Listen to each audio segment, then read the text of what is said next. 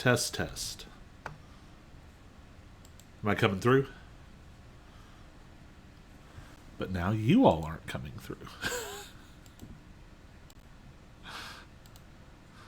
It literally waited till the second I started the stream for all the audio sources to just be like, nah. All right, say something. Something. There we go. Hello. All right, hey, welcome. We're all here now, and we can hear everyone. So, we are trying something new tonight. I've been working on a Blades in the Dark hack, which is tentatively titled Aces Wild, inspired by media like Ocean's 11, Lupin the Third. It's going for that modern heist with that sort of big band bossa nova flair to it.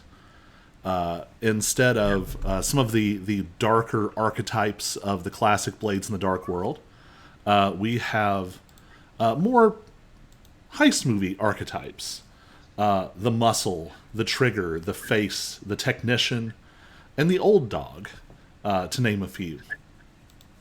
One of the biggest places we're going to deviate from Blades in the Dark is that we are using playing cards. When it is time for our scoundrels to put their luck to the test, instead of rolling dice, they will draw a card for each pip on their character sheet. A 1 through 6 is a absolute fail. 7 through 10 is a mixed success, and a face card is a full success. Pretty similar spread to Blades in the Dark. Where it gets interesting, though, is that since we have playing cards, we are using poker hands. So, our scoundrels will actually be able to build poker hands when they draw additional cards. We're actively playing around with this as we go, but a pair is the equivalent of a critical success, or rolling 2 sixes from Blades in the Dark.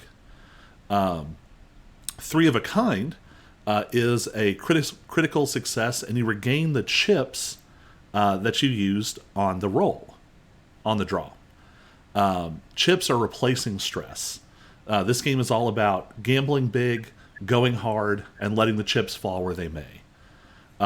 If you get 2 pair, you get a critical success, and you get your chips back, and you have increased potency.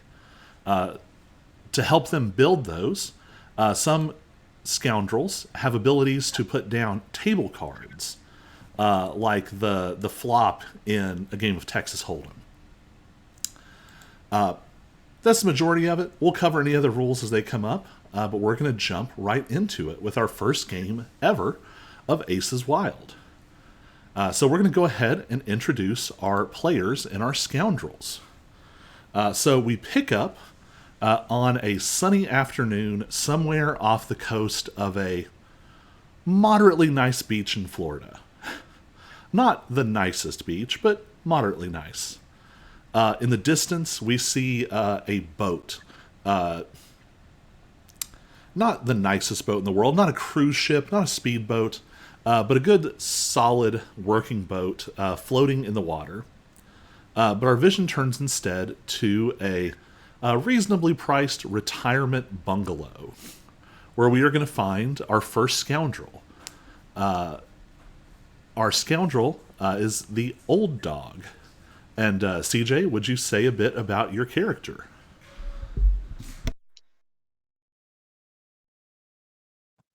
Yeah. My character's name is Shep Melton. And I am getting on in years. I've lived a life of crime, mostly as a smuggler, but as I'm getting older, I'm coming to appreciate the finer things in life. Um, and that's expensive.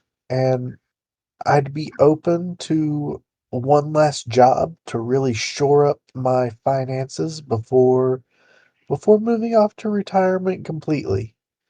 Um, I'm like I said, I'm getting old. My body isn't what it used to be, but I still like to convince myself I can get in a scrap or two if needed. Uh, but my real expertise at this point would be my contacts and my knowledge of how the game works.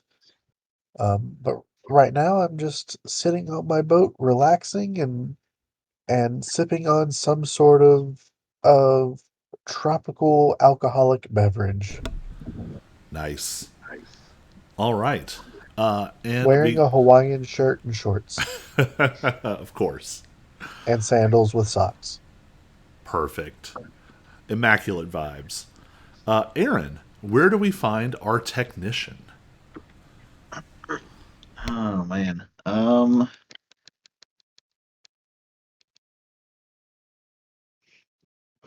I mean, at a computer, obviously. Where exactly?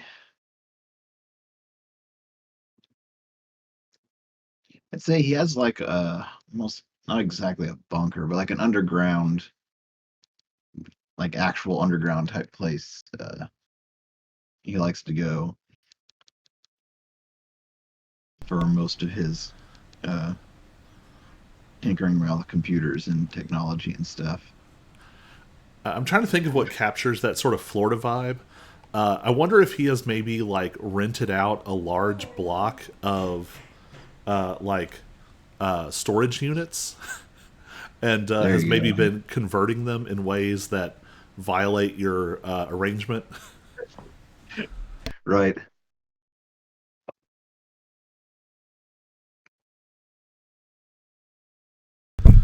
Oop.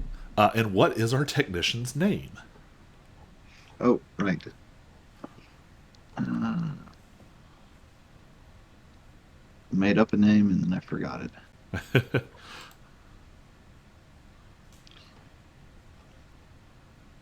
It's Greg Jerry is his full name, but he just goes by Greg. Nice. All right. So, you all are recuperating after your last heist. You have given your assorted minions some time off, where they are surely indulging themselves.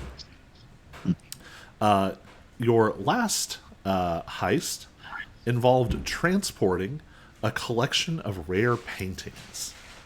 They were stolen by one of your sort of regulars, a thief named Kaylee Northen.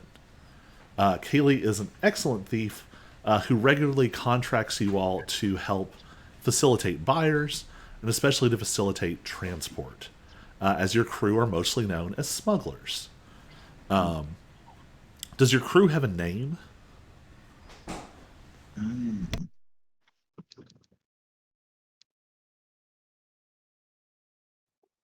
Have we been operating as a crew for a long time, or are we just sort of getting together for the first time? I think y'all have been around a little bit. Your crew maybe has a little more notoriety than you would expect for their size because of the reputation that you bring, Shep. Then I think uh, if it's based off of my reputation a lot, I'm gonna I'm gonna just say we're known as the Coyotes, which is just a random term for smugglers in general. But it got me my alias and nickname of Willie, which is short for or a combined version of Wiley, Mm. Wiley Coyote. Nice. But it got smushed together to Willie, and that's become my alias. Fantastic. All right. So yeah, you helped Kaylee to move them out of Chicago, where she stole them. She stole them from Veldis T. Osbolin III, and an old the last scion of a very wealthy sort of steel tycoon family from about 150 years ago. Veldis is getting on in years, and Kaylee was able to take advantage of some gaps in their security and make off with what's called the Manganiello collection, a collection of six 19th century landscapes by a an artist who doesn't have a lot of like wide pop culture familiarity, but one who is highly prized in collector circles. So you helped her to liberate this. She paid out your contract, and you all are, sitting pretty for a minute. But as you are reclining, sipping probably a screwdriver or something like that, Shep, your phone rings. Before you answer, what kind of phone do you have? A jitterbug. Um, no. I mean, I'm an old man, and I'm not. I don't love technology. It has. I've got nothing against it, but it has upgraded too fast for me to reasonably keep up with it. Things. I know the internet. I know things, but I just can't keep up with how quickly things become new. I can't learn all the new things quickly. Um, so I'm gonna say I've got like an iPhone 3, like the first generation iPhone. It's still it still gets me. I can make calls, I can make texts, I can go on the internet, but I don't need all these newfangled. Like I don't need 12 different camera lenses. I don't have any. Like we're good. I'm good with just the regular old iPhone. Your little reception icon says 2G question mark. Yeah, and it's a lot small. If you remember, original iPhones were a lot smaller than iPhones nowadays. It still fits in the palm of my hand. Greg, I think every time you see this phone, you just see a piece of technology begging for death.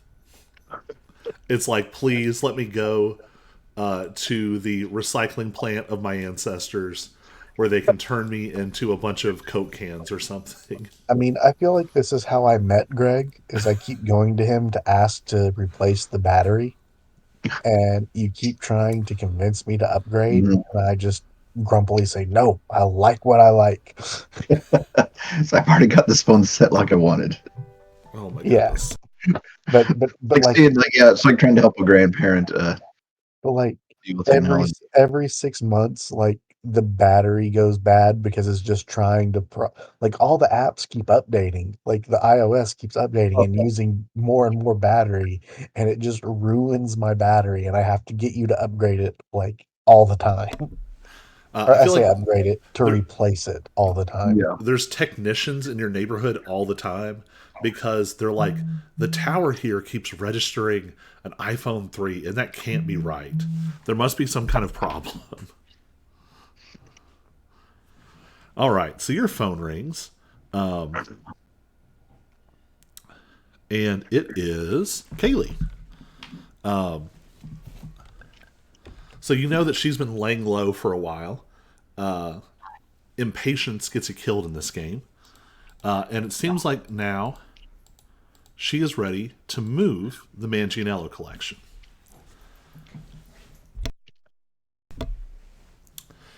So you hear Kaylee's bright voice. Kaylee is an interesting figure because part of the way she succeeds in this business is that she seems like the last person who would be a master art thief. Very like bright and bubbly, like shoulder length blonde hair.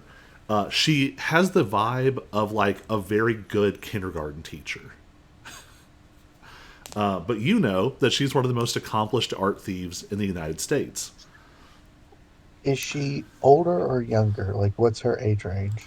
She's like 29. Okay. And she says, "Hi, Mr. Melton. How are we doing today?"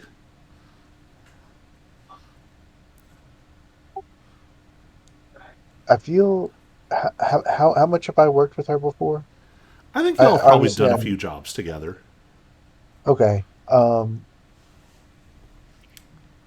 Just based off of how you've described her looking and her age and everything, I feel like I always initially greet her very grumpily.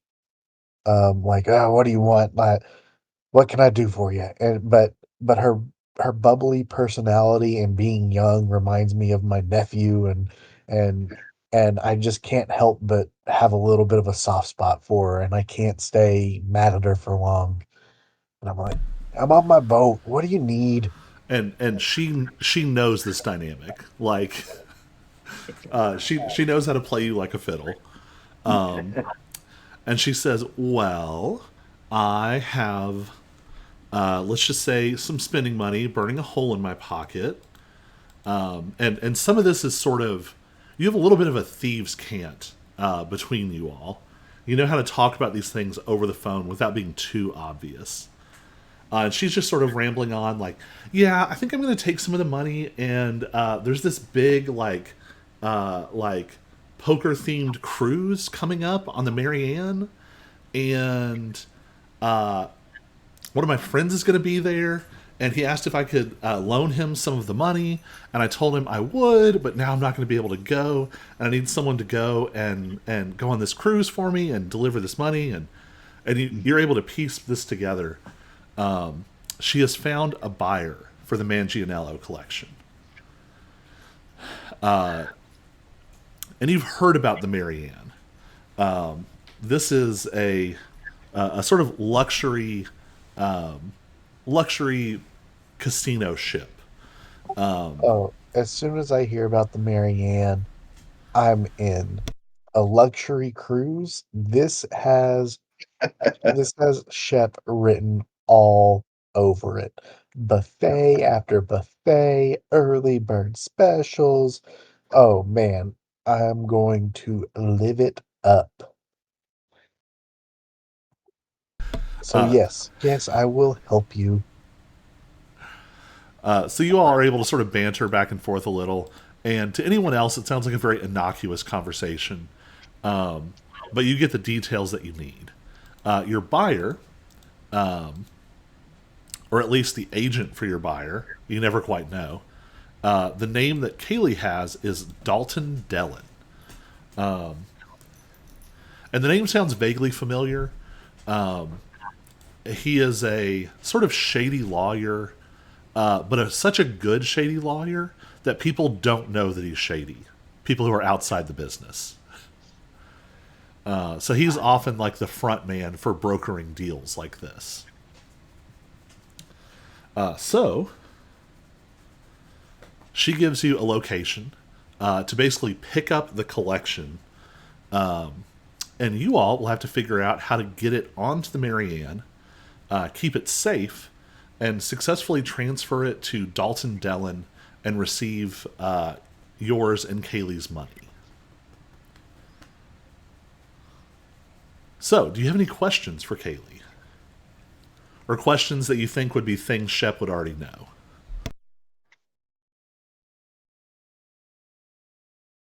Um, where should I meet her to pick up the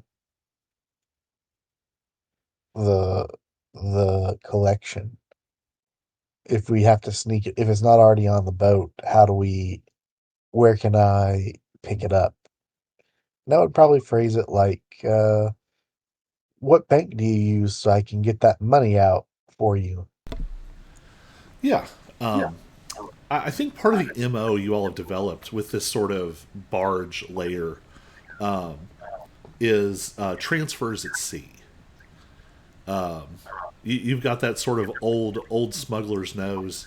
You know kind of where there's holes in Coast Guard patrols, places where you can innocuously conduct business, and you arrange to pick up the collection.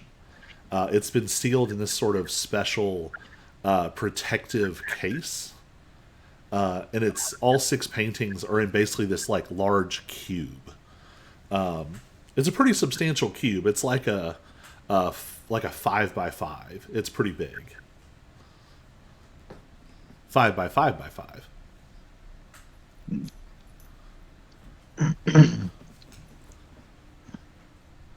And I would also probably ask her again in code if she knows of if like obviously she's been laying low for a while, and but does she have any heat on her? Like, is there anybody who we should be watching out for that might suspect that she's getting ready to move this and try to steal it out from under us?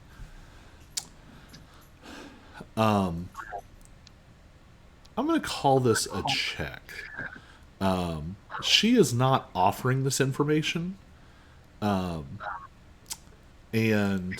to find out more, you're going to have to pry a little. So that would probably be how would you go about getting that information? Well, using code language, there's not a lot I can say specifically, but I'd be like, it's a gambling ship. Um, I would probably just try to find a way to ask, like, uh, are you being tailed, or is there a reason you decided to sell now instead of waiting a little longer? Um, So I'm going to let you choose. To me, that sounds like either consort or sway. I've got one in both, but I feel like I'm trying to. I'm not. I don't really feel like I'm consorting. So I'll say sway. All right, here is our first draw of the game. You have one pip in sway, correct? That is correct. All right, so that's just going to be a straight one card draw. I All got a right, nine of diamonds. on a 9, a mixed success. Kaylee, you kind of, you managed to pry it out of her. On a 9,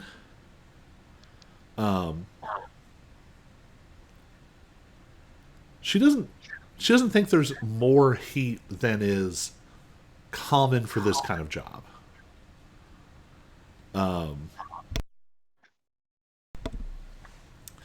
Obviously it's been reported stolen, so there's going to be, sort of police interest if it shows up somewhere.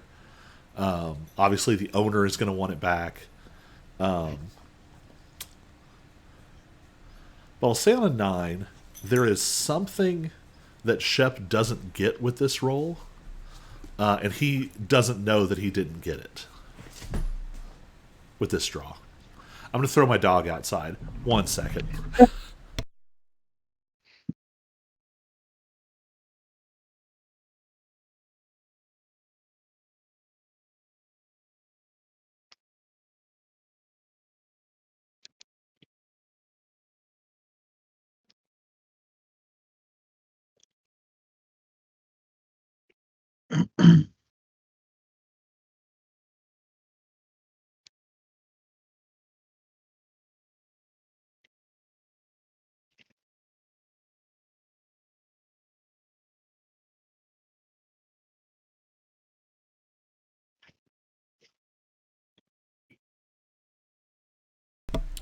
All right, he should be good for me. So, yeah, on a 9, standard sort of heat. You kind of know who the problems would be, but we sort of the audience, the players know Shep missed something just now. All right, what else?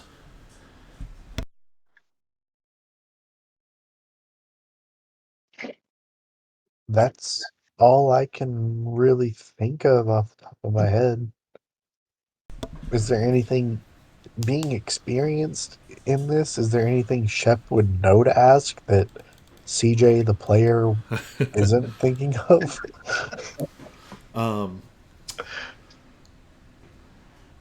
So you've already taken your shot at getting any extra info from her. I think you know some avenues to pursue, but Oh I yeah, think it would. I thought it was just for Mhm. conversation with her. Right, it is. Oh, okay. I think to find out more, we're going to need maybe like a gather information role after this conversation. Okay, yeah. Just CJ the player can't think of anything else to ask her at the moment. Yeah. So you settle up with Kaylee. You have kind of a set percentage. You kind of work out with her. This is a very large transaction, so this is going to be some good cash. In Blaze in the Dark games, large sums of cash tend to be abstracted as coin. And we're keeping that sort of parlance for now, though that might change later. This is an 8 coin heist. If you can successfully hand this over without any kind of issues, Dalton Dellen will provide you all with a substantial sum of money, 8 coin of which will belong to your crew. All right. So I think at this point we would loop Greg Jerry in on this and start recalling your crew. One thing we have to remember about Blade style games is that they're not huge on preparation. This isn't D&D where it's very gotcha of like, oh, you were going to the volcano and you didn't get fire resistance potions. Instead, this game is very much about plunging forward, and then you have flashback mechanics to sort of tweak your preparation on the fly. That being said, you can gather a little more info if you'd like. So, what would you all like to do before you? We'll say that this is happening in a week, so you have a little bit of time to make some preparations.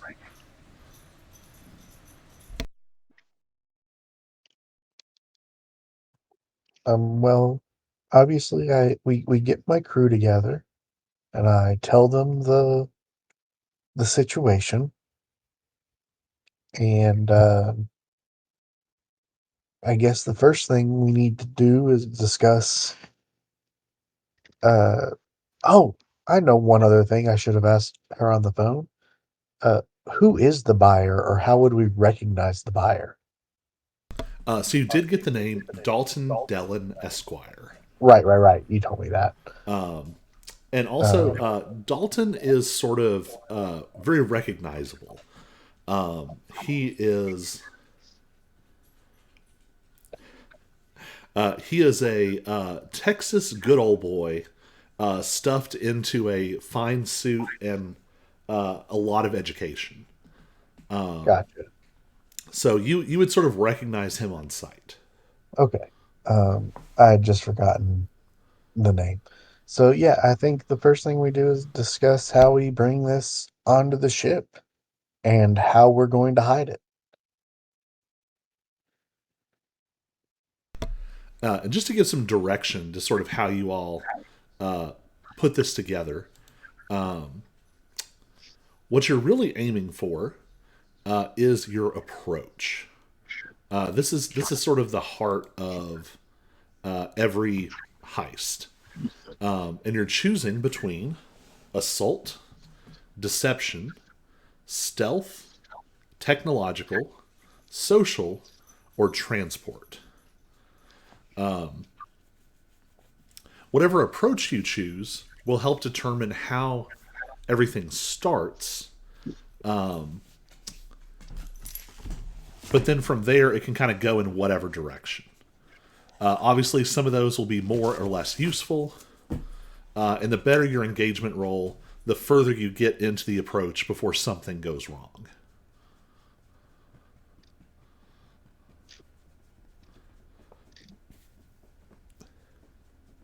So, what do you all do to get ready? What kind of information are you looking for? What sort of preparation are you doing? But just in general terms. I'll say, yeah, my guy's using his technological means, like I think he has the hacking the mainframe ability, and so yeah, just looking into what kind of technology the this boat's going to have, what kind of security.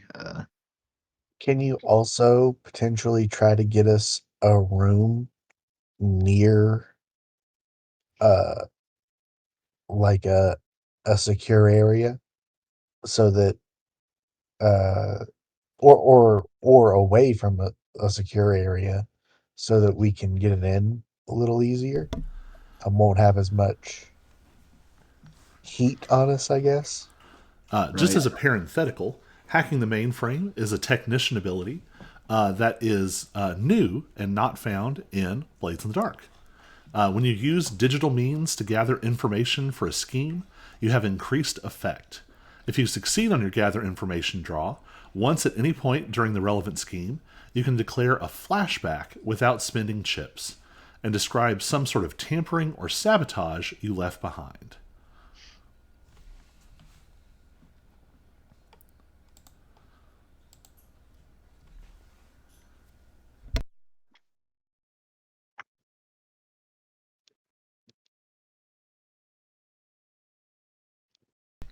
As far as like situating yourselves on the ship,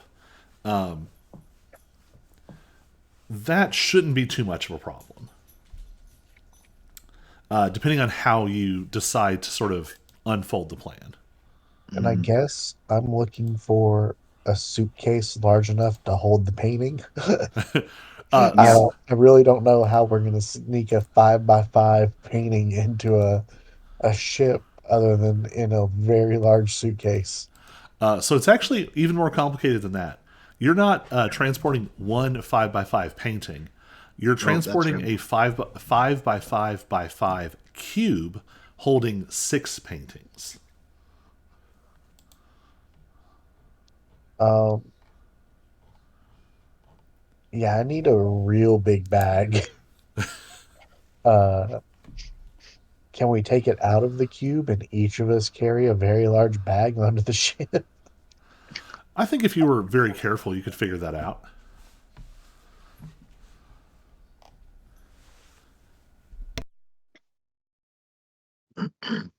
Yeah, I wasn't sure if it was the kind of ship that would be like kind of like they do with like airlines sometimes that they have a manifest of extra cargo or something. All right. Um, Yeah, there would definitely be like there would be a cargo hold. It would not be as large as in a it wouldn't be as large as in like a cargo ship, but it would still Yeah, be relatively large like because it's just a oh, massive ship. Oh, yeah. all right. speaking I of, wasn't All sure if right. there'd be a way to like have the paintings get loaded like separately, like not associated with us. Like it would be like some other company that's has it on there, and so like it would be like the dock workers would load it. yeah, you all actually do have a dock worker contact as part of your crew. Oh, nice. You have Ellen, a dock worker. There we go.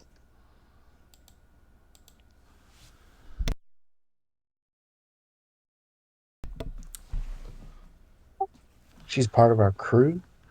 She is a contact of your crew. Okay, so I was gonna say I'm looking at my contacts or friends list and I don't see her. But okay. Yeah, so can we like pay her off to smuggle that on for us? Or can we do her a favor of some kind? So Uh yeah, I think you're gonna have to contact Ellen. Who would like to go talk to Ellen, or both of you can go do it together?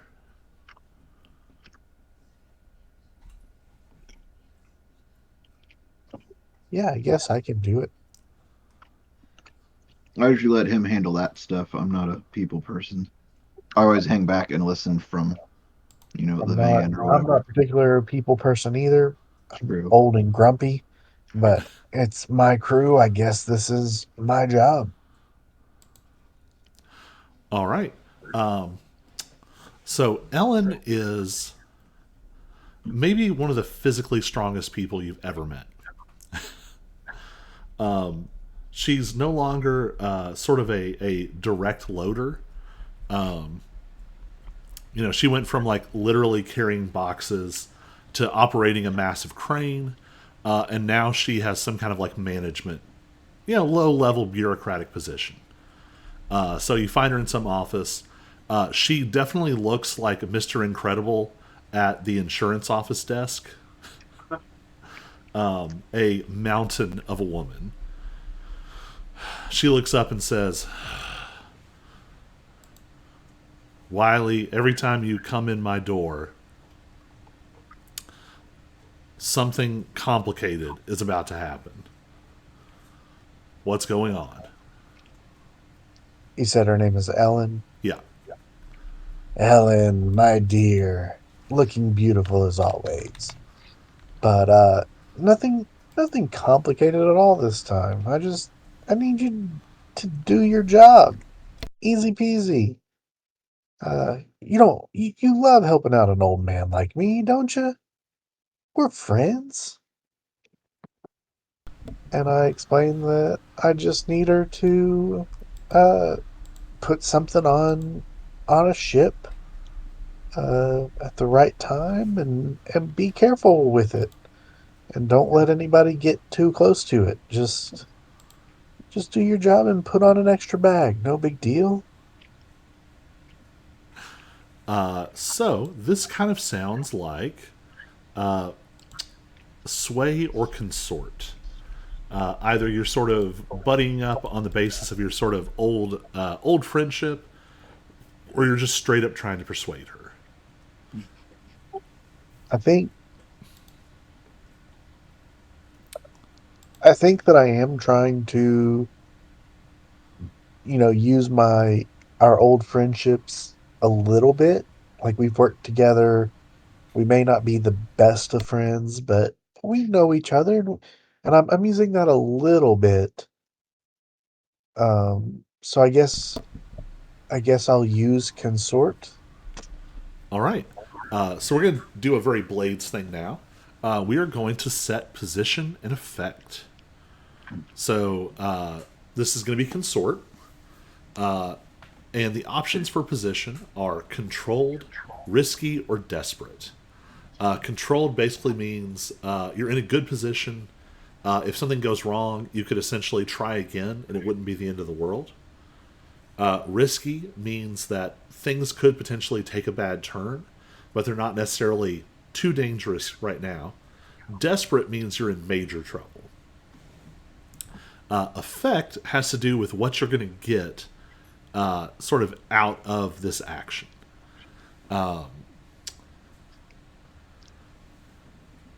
An effect is great, standard, or limited. I'm going to say that this is risky but great effect. So it's not a guaranteed thing. And if you screw this up, you might make Ellen mad. But if you succeed, she's going to try and help you out. So Okay. give me a consort draw. All right. Um, I know that there's a way I can take on like stress to draw an extra card, right? Yep. So you can. Do I have to declare that before I draw my card? Yes. All So in right. this game, in Blades in the Dark, this mechanic is called pushing yourself. In this game, it's called raising. You're going to put in two chips. So grab two of the blue chips and move them to the center.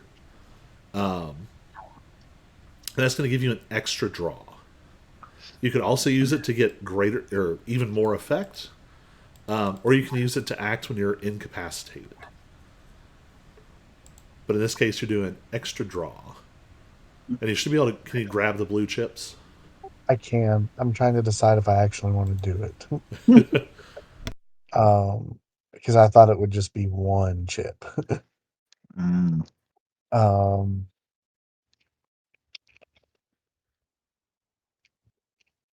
all right. Out of curiosity, could I also spend 2 chips to put a table card down? Because I have the play the board special ability. Uh, yes. If that is the cost for that ability, you sure can. So I could theoretically put 4 chips in, have one card be on the board for the rest of the scene. If I Yes. decide to use that card, does it go away or does it stay out? As of right now, we're leaving them out. But the Okay. House reserves the right to change the rules as needed. Okay. If a So I casino ever could says that, don't go there. so I could theoretically for the price of 4 chips have 3 cards to choose from, one of which could stay out. Yes. But the extent of this scene is probably your time here at the docks convincing Ellen. Gotcha. Okay, so it's not the entire heist. It's just Right. this. Gotcha. Okay. Yeah, you know what? Let's do it. Let's put 2 chips in and draw an extra card.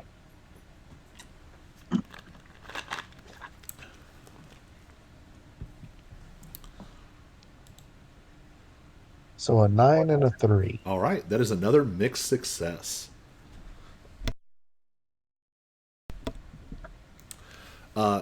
So, yeah, you sort of lean on this old friendship a little bit, but you manage to convince Ellen to get on board.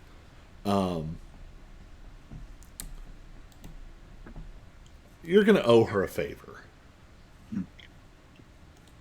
But that's kind of how this usually goes. When do I not owe people favors? Correct. I'll With say any this, luck, though. I die before they can cash them in. So, yeah, you managed to line this up with Ellen.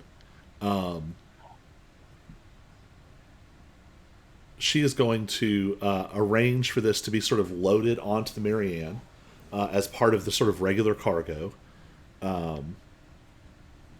And theoretically, that will get them onto the ship. Just to see what's going on. Greg, is there anything you would like to be doing? Um, just researching the layout of the ship and like what kind of security they have. Yeah, so that sounds like we're going to be using your mainframe ability. Mhm. And with that in mind, this is probably a study check. You can use Tinker, but it's going to be not quite as effective. Yeah. Well, I'll say study or survey.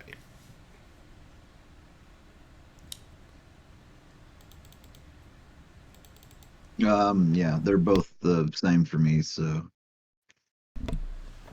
All right. Then I just let's go ahead and draw. draw one card. Ooh. Woof. So you're finding information, but it's sort of basic information. There's a ton of promotional material. There are Mm. influencers talking about this. There's a bunch of brands associated with it. There's a like major poker tournament series that runs on the ship. Just you find all kinds of this like non-technical info that might be useful but is not specific enough. What you do notice though is that you have tripped something. Mm. Despite your sort of fastidious search technology and all of your, you know, VPNs and firewalls and third party blah blah blah, someone has noticed something. Something Mm. about your the things you're doing are drawing their attention. What do you want to do? And I'll give you an option here. So, whenever something bad happens in Blades in the Dark, you do have the option to do something called a resist roll. Mm. A resistance roll basically lets you pay a number of chips to reduce or negate the negative consequences. To do this, you roll a special attribute, and it is based on the nature of what's happening. So if you wanted to stop this, it's probably either insight or resolve. Which for you, insight is substantially better. So you would roll the whole category. So you have three draws to essentially try to resist what's going on. So you're gonna start off paying 6 chips, but the better your result, the more you can reduce that amount of chips you have to spend. Okay, So so on a mixed success, you reduce that by 2. Or sorry, on a mixed success, you reduce that by 4. On a full success, you reduce it by 6. On a critical, you actually get a chip back. So a critical in this case would be a pair. so pull 3 cards. Yep. It's not a great start. Oh. Hey, we found a mechanic. So the name of the game is Aces Wild. So technically, an ace by itself is a failure. It is a 1. But an ace in combination with anything else is a wild card. So what you have drawn is actually 2 jacks. Which means that you are actually going to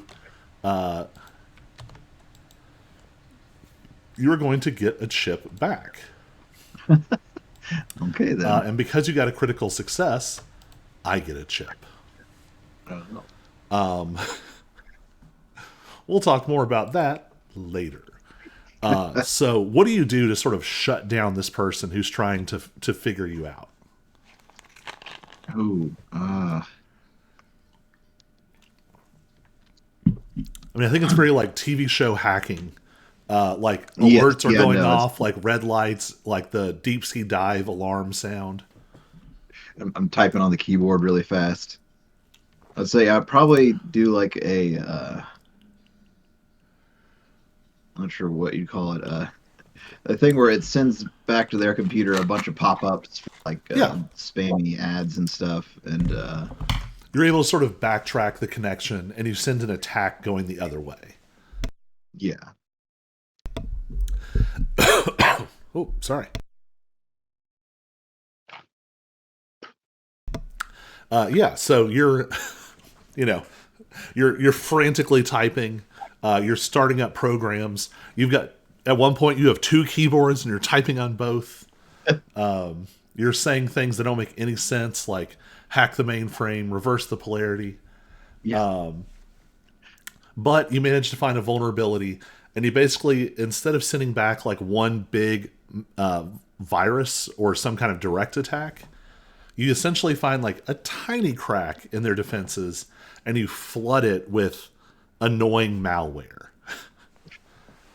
No one piece would be enough to stop this, but you essentially pour a river through a tiny crack in the wall. And it is enough to stop whatever this is. All right. So you all have your approach. You have not been wildly successful in your information gathering. But I would think it is time to get into this heist. So you all have chosen an approach.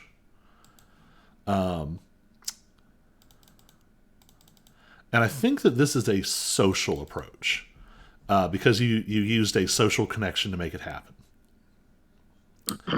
So we are going to set up the engagement roll. The more factors in your favor, the more cards you'll draw. Things that are against you will reduce your draws. So, you get one draw just for sheer luck from the start. So that's one. The plan, I don't think, is particularly bold or daring, but neither is it overly complex. So you don't gain or lose there. Does the plan's detail expose a vulnerability of the target or hit them where they're weakest? I feel like this is sort of neutral. It's neither a glaring weakness nor was it special defenses. Can any of your friends or contacts provide aid or insight for this operation? That would be +1. Are any enemies or rivals interfering? Take -1. Here's what I'll tell you. You do have some friends on your side who have helped you, which puts you up to 2 dice. But there are enemies or rivals interfering in this operation, which you all might or might not know yet. So, at the end of the day, that sounds like you are just rolling, or it's just a straight single draw. So each of us draw a card. Nope, one person will draw, and this will determine sort of where you start. Okay. Um, I have. We have about the same number of cards left, but I haven't drawn any aces or face cards, and you have. Would that mean I might have a better shot at getting a higher card? A Let's say parenthetical that. here, Ace is Wild highly encourages you to count cards. If you're good enough, Like, I don't think it's a huge, Yeah, a not a big. huge advantage, but I think I do have a slightly better chance of Yeah, getting a high card than you. I'd say so. I got a jack. I got a face card. all right. That means that you're coming in about as good as you can. So this is going to be a controlled initial position. So, describe to me sort of how you all are coming on board. And we want to remember you have your whole crew sort of available to you. So it's the two of you. It's your gang of thugs, which is just Frank and Larry, and your expert thief, Renee. Well, despite despite your initial uh, impression of Shep, he cleans up real nice, and yeah, he has a little bit of a weakness for the finer things in life. So my suit looks immaculate. It is a name brand. Um, it's tailored to fit, and I have made sure to provide tailored suits for my crew members as well. So we look the part of rich people who would belong on this boat. Even though no one on this boat necessarily needs to know that buying these suits may have put me in considerable debt, but that's why we're pulling this job. All right. Got to invest some money to make some money. Right. Absolutely. All right. But yeah, So, we I know we look the part, so I stroll on confidently, um, not making a scene by any means, but anyone who looks at me would be impressed.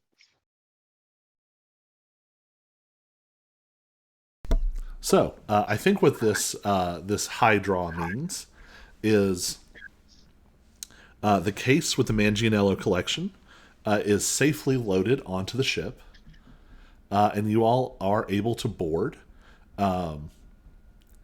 it's it truly has the feel of like a Hollywood premiere. I think maybe Kaylee, part of how you all brought this together is the client also paid for all of your rooms and things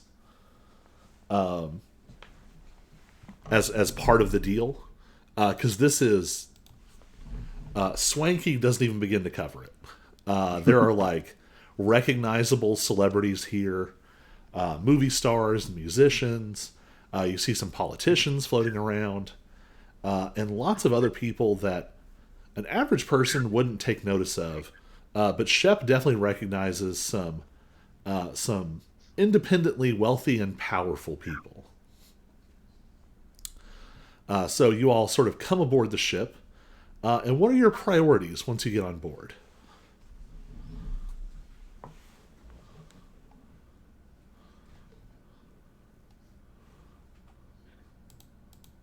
I mean, I know that my priority should be to focus on the job, but the part of me that likes the luxury is sort of saying, you know what? We need to make sure we fit in. We don't want to draw any attention to ourselves. Once I get my stuff in my room, I say we go hit up a bar, or maybe go go gamble a little. This is a casino boat, right? Why are we wasting our time? We got an entire cruise to meet up with the buyer. Let's let's enjoy ourselves a little first. So, Shep, I'm going to fully give you the chance to indulge your vice. This is normally a downtime activity, but you are in the perfect location for it. So you could potentially get back the 2 chips that you've spent so far. Now, Let's do if it. you overshoot, uh, negative things could happen. No, we're doing this. I don't know what it is, but we're doing it. Right. If it's something that where I can feel like I'm living it big, like it's something comforting or luxurious, I'm doing it. Yeah, I think maybe the thing that hooks you is that I think you have essentially a loaded casino card as part of your ticket. The equivalent of Oh, like, I mean, this is to set the scale of luxury here. I think you basically have like a card with $5,000 on it. yeah. I'm gonna go now. As much as I like luxury, I'm not a complete fool either. I know I can't gamble it all away or whatever. But yeah, I'm gonna go order a nice drink, some sort of aged scotch or something. Maybe find a smoking section that'll allow for a cigar, and I'm gonna go sit down at a poker or blackjack table or something. Try to get to know maybe a few of the people on the ship. Uh, that's what I'm telling myself anyway, that this is for the mission.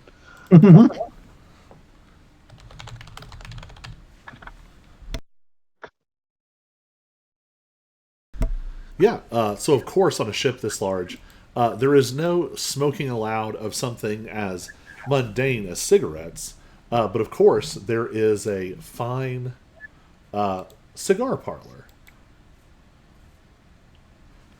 Ah, You're able yes, to, that looks exactly like where I'd love to be. and there is a. The distinction of top shelf is really sort of rocked for you here. What you would think of as top shelf drinks are like the lower middle here. There are things on the top shelf here that you have never even heard of. Things of myth and legend. rare vintages and things that you weren't even sure if they really existed. How expensive are they? Um, I think if you're just getting like a drink, you could try it without breaking the bank. Okay, yeah, because like I said, I do like my luxury, and it is my weakness, but I also I've been in the game long enough to know I can't blow it all immediately. Yeah.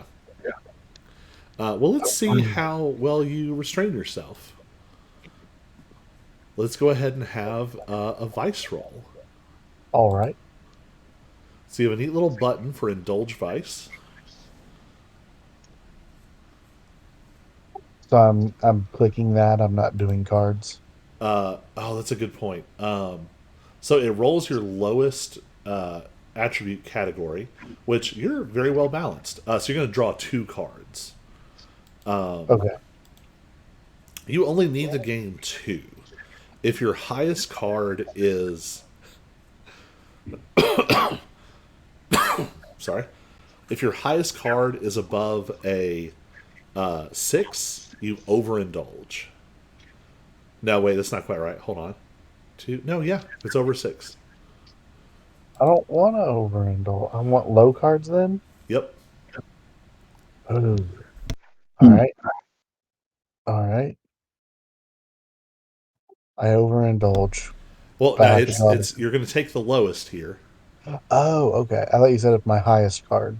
Sorry, yeah. If your end result, perfect. 4. You get back two chips, and you do not overindulge. Huzzah. Completely negate our jack that we got. Yeah, that was astounding. You had a very good chance of that going very wrong. Yeah, I did not. I was thinking that I needed to roll or draw high, but yeah, no, that's good. That works too. All right. So while Shep is, I mean, I think that this is one of those like, I'll have what he's having moments. You've got this like amazing cigar in one hand, and like some unfathomably like it's something perfectly aged on like an island in Scotland that no one has heard of. It's not on any map, and it's all aged 25 or 30 years in barrels made of like extinct woods. Like, and there's just a moment of sheer just like your Yeah. your all the tension leaves your bones, and you feel young. Is there anybody else around other than the bartender? There's a few people milling around. It hasn't really filled in yet because, it's sort of cruise ship rules. You all are loading up around dusk, and No, that's fine. I would just look at the person nearest me and be like, "Yeah, this isn't quite as good as what I've got at home, but it'll do." the bartender just sort of chuckles and is, cleaning glasses that are, of course, already clean because the trip just started. So yeah, what is Greg doing while Shep immediately disappears? Right. Well, since he struggled to find much on the boat beforehand, he's kind of trying to discreetly take note of like camera locations and security guards and stuff like that in case we need the information. Uh, kind of curious, like how old is this boat? Like I'm guessing that'd be to figure. It's very new. Okay. The the company that runs it is like a century old, but they Yeah. have increasingly like nice and newer boats that they buy every so often. So yeah, this whole boat was built relatively recently. So what would you like to do? Just kind of casually explore the boat, wander around, just like make it look like I'm taking a walk. All right. So you're kind of milling around. Are you actively like looking for issues? I'm just kind of checking to see where cameras are, how many or what their security's like in case we run into trouble or something. Yeah. I want to know how many guards we'd have to deal with if something bad happens.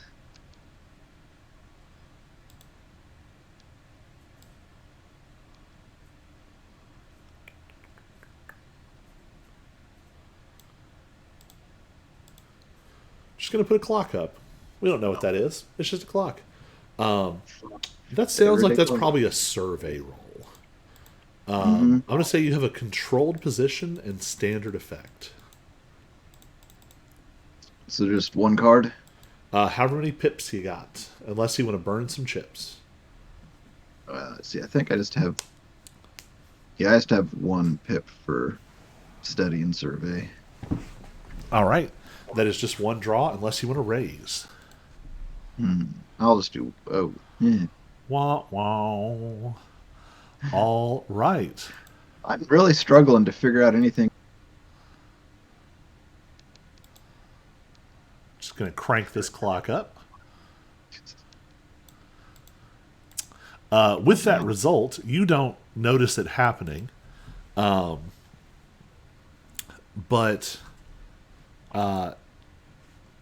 you are now being followed. Of course I am. There are very subtle security people moving in the background. And something about you has struck them the wrong way. These are not like the very obvious security that are scattered around. They are very clearly working at a higher level. And something about you they have already flagged. All right. What would you like to do? Hmm. Well, since I'm unaware of it, I guess he just keeps casually walking around. All right. Here's an interesting question. Are you all here under your own names? Oh, I'm gonna say no. I would say yeah. I would definitely would say we used aliases of some kind. Yeah, me for sure. If I'm well known, my Yeah. crew maybe not.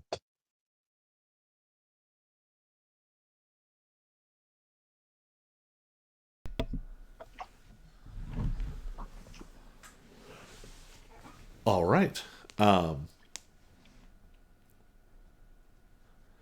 So you know that this handoff is And supposed I to happen. probably Go ahead. sorry, I was just gonna say I probably would have had a list of fake names to use, and I would have given it to uh who was it that we were selling it for? Kylie. Yes. I probably would have given her a name that I was going to use so that she could pass it on to the buyer. Um, but yeah, I would probably have a list of names.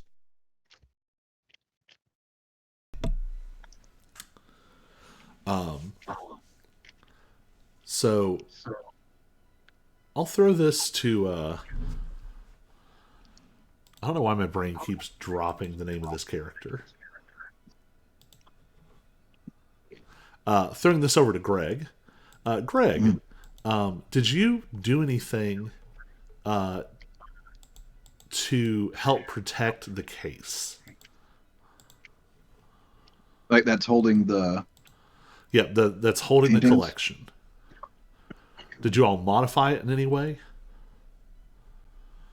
I wouldn't have, but I I would have left that to my crew. Actually, I probably would have put like a tracker on it of some kind, just because, I'd want to know where it is at all times. So you get some kind of ping. Um, the crate is detecting some kind of motion, but it's not entirely clear yet what it is.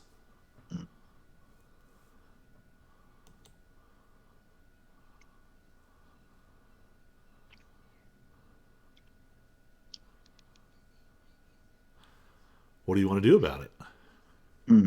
Because it could just be the crew moving stuff near the crate, not actually messing with it.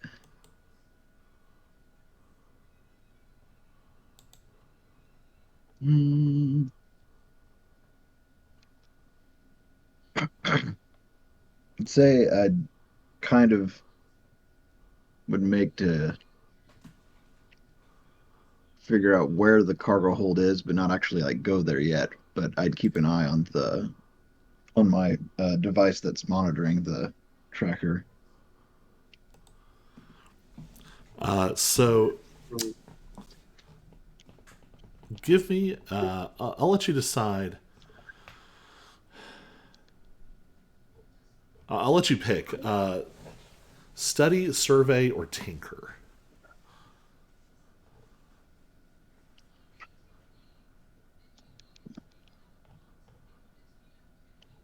Oh man, I'll try Tinker this time.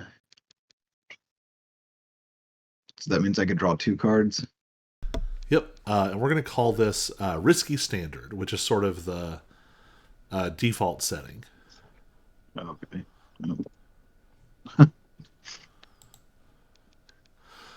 Geez. All right. That I, is a full I know I success. shuffled this deck like twice, but All right. would have been nice to have gotten one of those in the previous draw, but Um,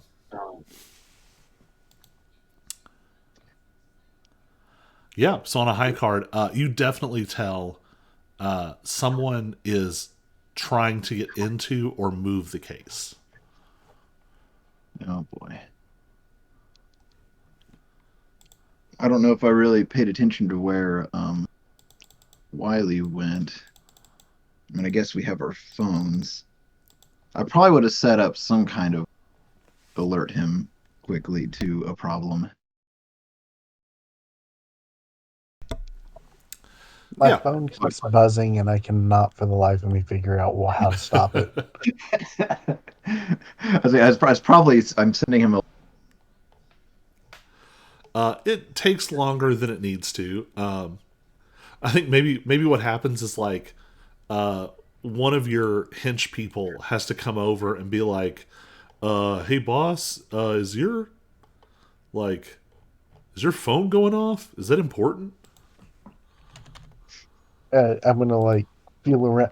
I'm like searching my jacket for it. I can't find, and then I remember where I put it. I'm like, oh yeah, yeah. And then I've got to like look like really close at this, like hold it really close to my face, and like trying to poke the buttons, but my hand is almost in the way of what I'm trying to find. But I eventually get it. Yeah.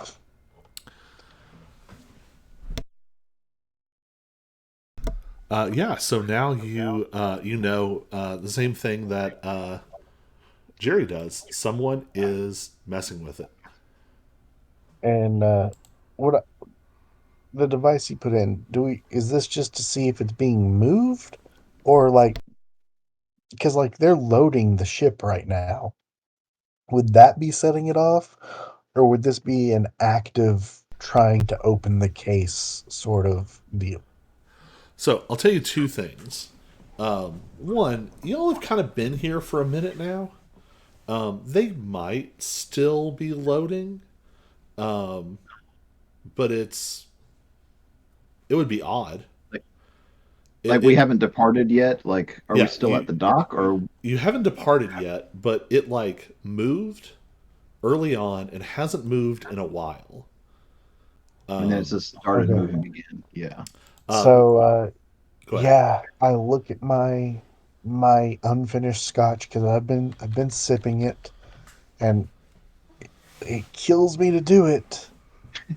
But I set my cigar down and I walk away. We've got to go figure out what's going on here. I thought he was gonna like gulp down the last of the scotch. Scotch is not something you gulp. You sip and savor. I really appreciate how much you're inhabiting Shep right now because I know that this is Right. not the official stance of Mr. P over here.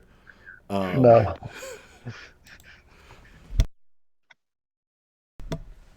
yeah, so it takes a minute to start navigating your way down. Do you bring any of your crew with you? Yeah.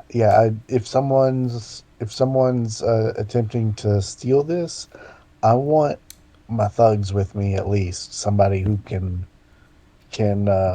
do the fighting for me because I'm I'm still getting my sea legs. I need to warm up first a little bit. All right. So you all start the sort of labyrinthian process of navigating your way down to the cargo hold. Getting there internally within the ship is somewhat difficult. How do you all go about that? There's going to be some obstacles in the way. Are you trying to sort of sneak through them? Are you trying to sort of fast talk your way down? What's the plan? Um, I'll be honest. I'm still having trouble reading how to on my phone where things are, and I'm gonna let my crew members sort of lead the way. And if anything pops up, well, depending on what it is, I'll try to deal with it that way. But I don't imagine we're sneaking necessarily, but we aren't running either. We're walking with purpose. Mhm. So we've got to decide what that falls under. I feel like it is still a form of prowl, probably, That's because fine. you're trying to sort of avoid unnecessary amounts of notice. I have 0 points in prowl. So there is a group check mechanic, but it's important to ask if any of you are actually good at prowl. I am not.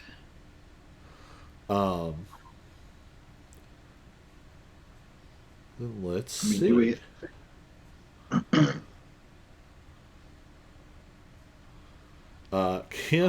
Can a cohort lead a group roll? Oh, right. So we do have our person, but I don't know if she's with us or not.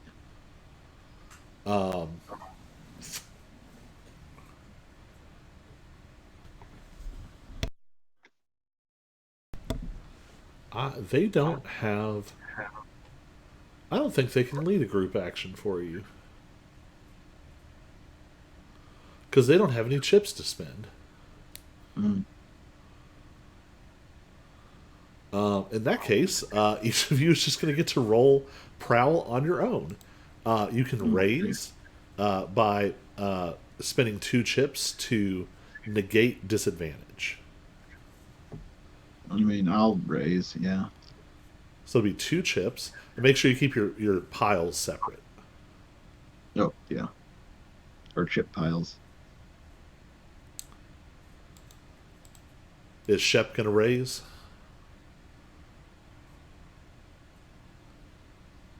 What does raising do? Gets you an extra draw, which in this case would negate your disadvantage. For getting down to the cargo hold. Because you have But 0 in didn't prowl, right? correct. But 0, didn't yeah, 0 is the didn't same as disadvantage. didn't Greg raise? It's We're each individually. Yeah.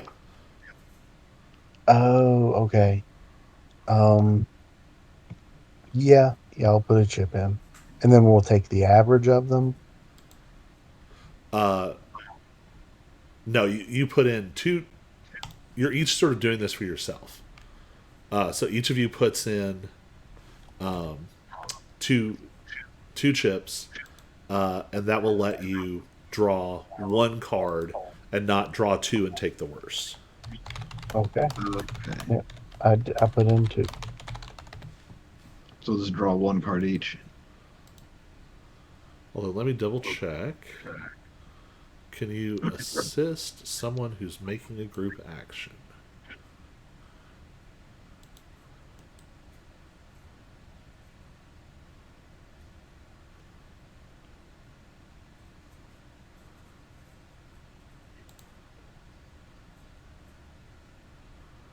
Yeah, it's kind of a coin toss. Which is better or worse here?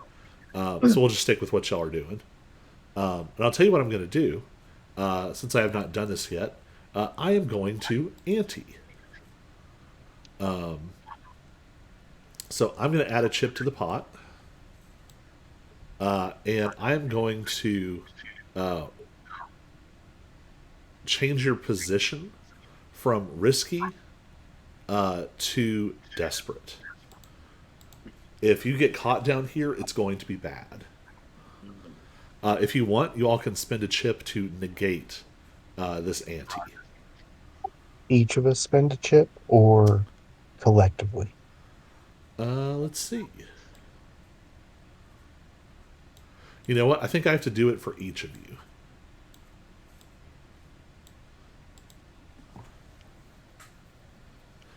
So uh, is that Greg counteracting the ante? Yeah, I was anteing. Yeah. Cool. So would Is I have to do it as well, or does yes. his cover it? So here's the nice thing, although it doesn't help you in this case. Uh, if you do something where you get the chips in the pot, you also get the ante chips as well. And your red chips are 5, by the way. Okay. That's what I was wondering about that.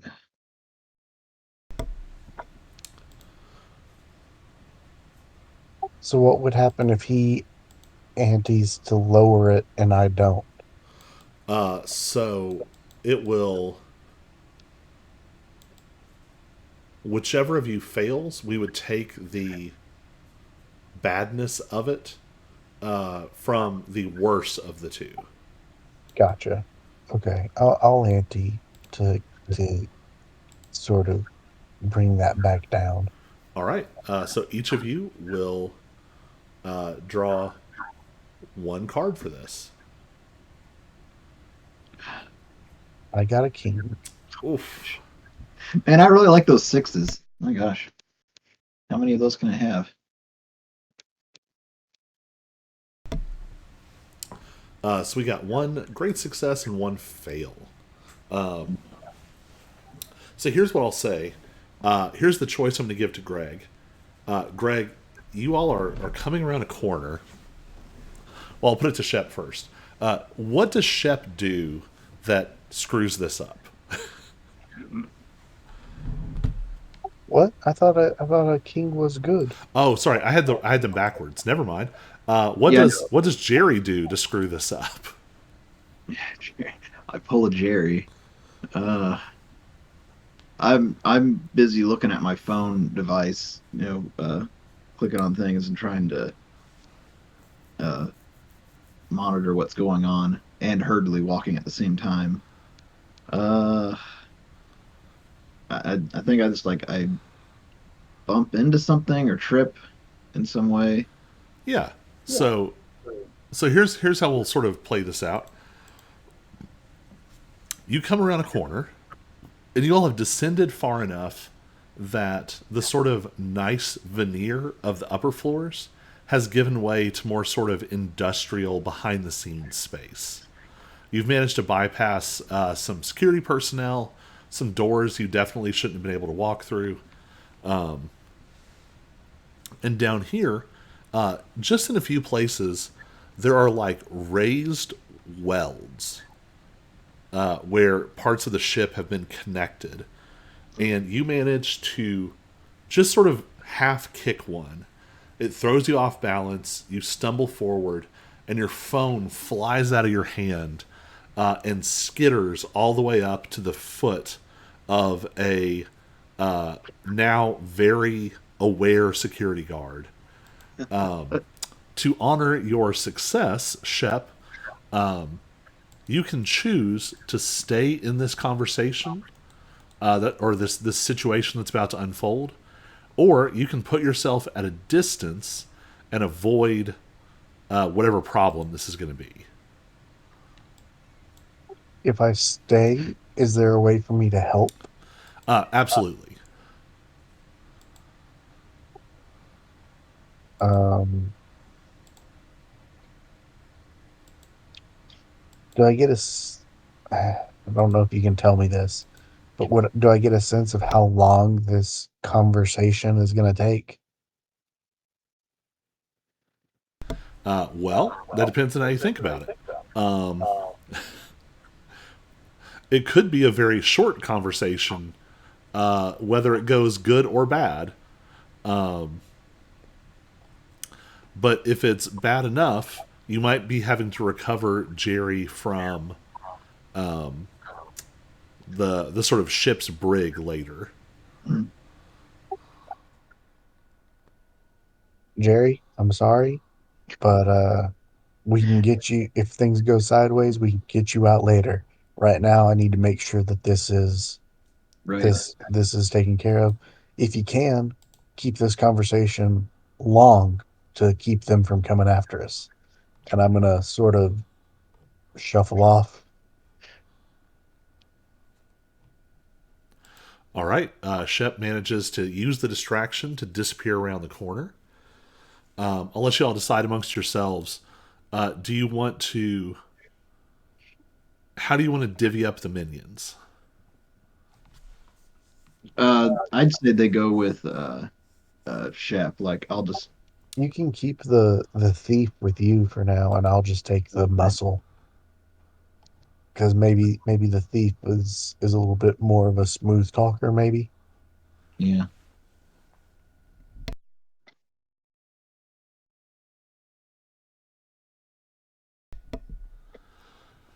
All right. But with that being said, I need to take a break and go pee. All right. Go for it. We'll take a 5 minute break and come back. Go to the bathroom too.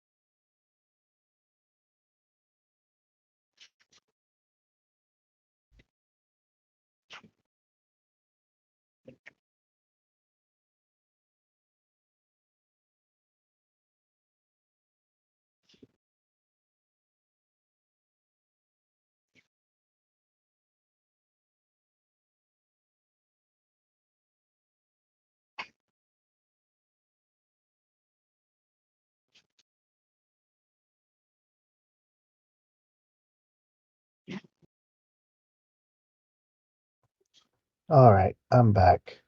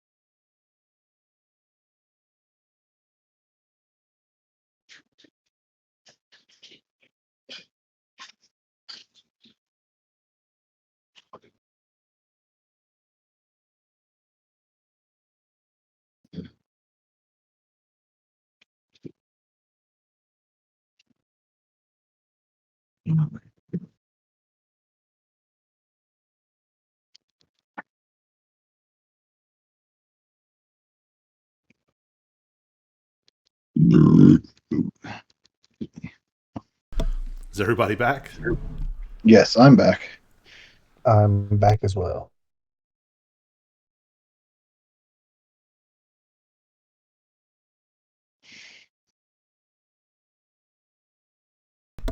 All right. We are back at it. So, Shep has just split away, taking the thugs with him. Did y'all decide to leave Renee with Jerry? Yeah, the thief is staying with me. Okay.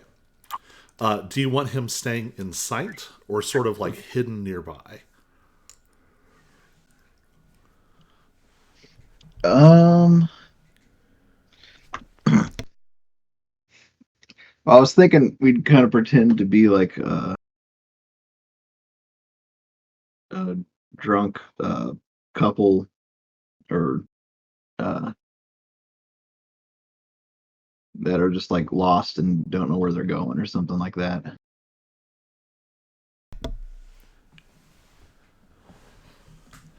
All right.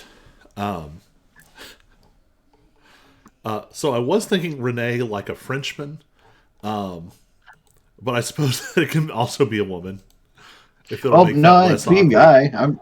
All right, cool. So you all, so you come around the corner, you stumble, your phone clatters across the ground, right up to the shoe of a security guard. This is not one of the like fancy security guards upstairs who are like very well dressed and very like meant to sort of blend in with the finery. These guys are sort of classic like blue and gray uniform kind of security officers.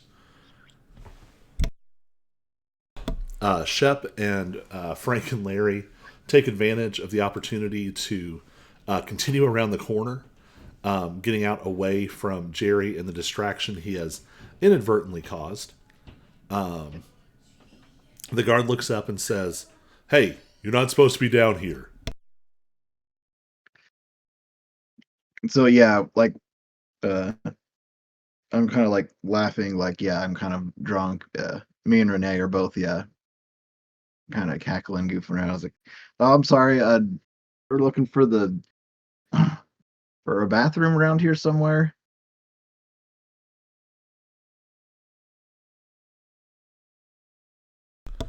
All right.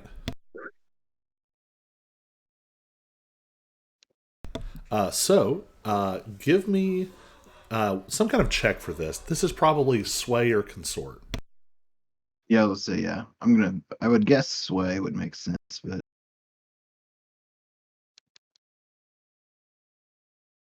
although I have zero in both, so um, so if I roll it without doing anything, that means I have to roll twice and take the worst option. Yes. But if I wanted to do more, uh, I could put two chips down. Yes. You could raise, which will let you draw one and not have disadvantage. Okay. How do I? Because I only have one blue chip.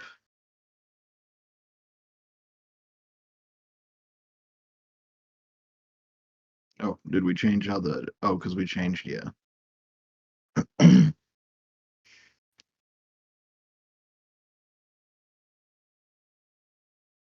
There we go.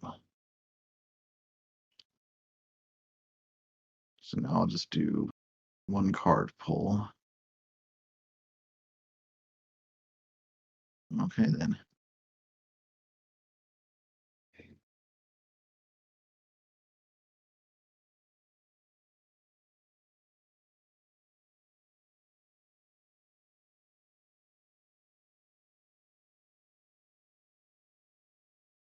All right. Yeah. You managed to sort of convey this. Maybe you've had some training with Shep of like, all right, this is how you fake your way through a guard. You and Renee are kind of leaning on each other.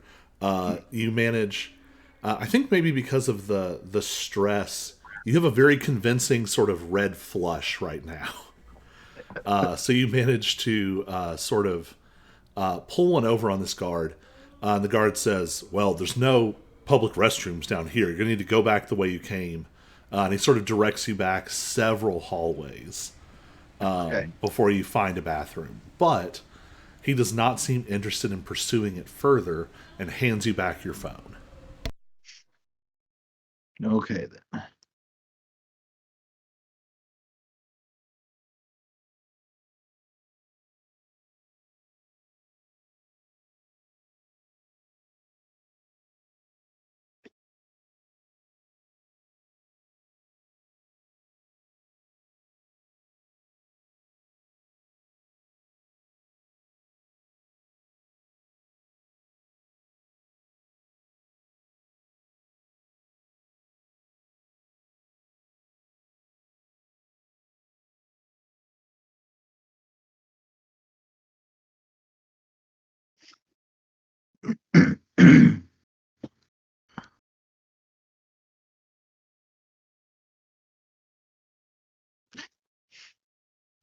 All of our doomsday clocks going.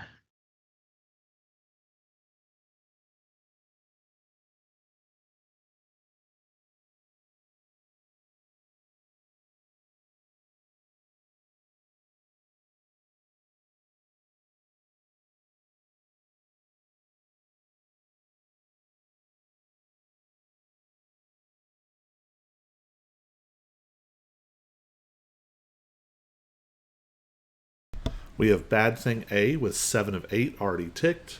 We have Bad Thing B with, or sorry, 5 of 6. We have Bad Thing B with 3 of 6.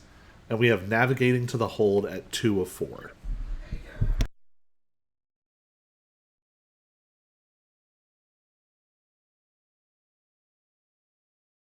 Do I want to fill that up, navigating to the hold, or do I Yes. want it? Okay, gotcha. Probably want to get to the hold before either of the other bad things complete. So let's jump back to Shep. What is Shep doing now? Yeah, I'm still purposefully walking towards the hold to navigating the best of I can, letting the thugs lead the way. Um, yeah, like I said before, I'm walking with a purpose, solid steps, not running, but we're moving. We're doing our best not to let things slow us down.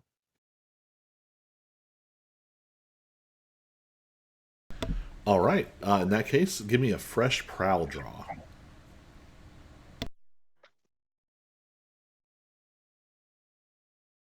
So I draw two and take the lowest. Yes, if you don't raise. Is that my king? Yeah, Yeah. wasn't that because I drew 6, you drew a king for our prowl roll. Okay. So I draw two. Nice, nice. So I take a 7. Yep, mixed success. So I think this lines up perfectly. So you arrive down in the hold. And the hold is, you've been on like some cargo ships and things just as part of what you do, and those are like unimaginably massive. Some of the old school, like down in the hold kind of cargo ships. This is still a massive hold just from the size of the ship. It is like being in a small warehouse. And you know that there are other holds that have other cargo. This is just sort of like fine items. So you and Frank and Larry come out into this space, and it takes a second to figure out kind of like what you're looking for. If Jerry was here, he would know how to navigate you straight to the cube, but you're kind of having to guess. But you realize very quickly it is noisier down here than you would expect. You can tell the external like loading ports are closed. There really shouldn't be a ton of people moving around in here now, but you definitely hear some voices up ahead. You also hear some distinctive like radio crackles. What do you want to do?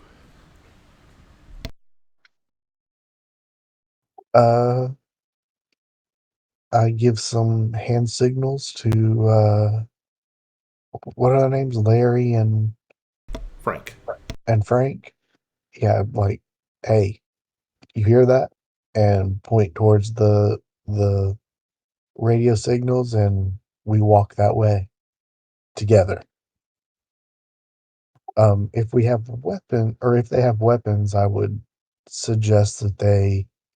Uh, I don't want to have them pull it in case this is an innocent misunderstanding. I don't want them, showing a gun to a dock worker, but I want them to be prepared to draw. All right.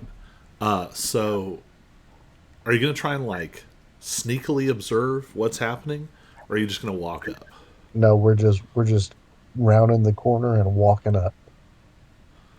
All right. You come around the corner, and there are three men standing here. And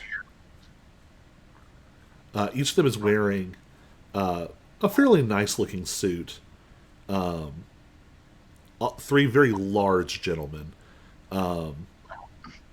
And they're sort of examining the crate, and you can tell that they have like moved it slightly and then realized it was going to be disproportionately difficult to move it around too much by themselves. And are they obviously not uh, crew members of the boat? They're not wearing a recognizable uniform. Now, not all of the security upstairs was wearing like uniforms, but at the same time, maybe give me if you want to know more, you probably need to give me a study roll. All right. Um, Out of curiosity, before I do this, can I make out their ages at all? I'm assuming they're younger men, but are any Uh, of them close to my own age? to be fair, everyone is younger than Shep. That's fair. Uh, That was actually what I was wanting to know was like, is there a chance that I may recognize anyone specifically? Um, but if they're younger than me, probably not. so I would say it. The impression you get is kind of a spread. The youngest one looks like they're maybe like mid 20s, early 30s. Another one looks like they're maybe 40ish, and one who is maybe in charge looks 50ish. If you want to know more, you're gonna have to make some kind of roll. Yeah. Um, yeah, we can do a study uh roll if that's what you think it is. And I've got a single pip in study. All right. Wah, wah. Oof. Yes, while aces are wild, they are not high.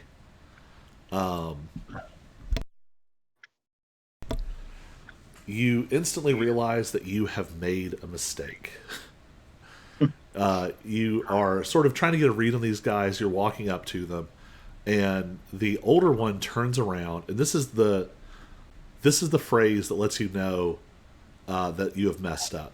He says, "That's him. That's the guy." And the other two turn and have very threatening postures here. Just because I think it's a funnier thing. Now that they have turned around, you definitely recognize the older of these three. And in fact, they are all from the same family. The oldest one's name is Lionel. Unfortunately, though, the reason you know who Lionel is that the family they're a part of is the Mitchell crime family. A family that you now remember runs a pretty extensive protection racket that just so happens to operate out of Chicago. And on that note, I think we're going to have to put a pin in it here.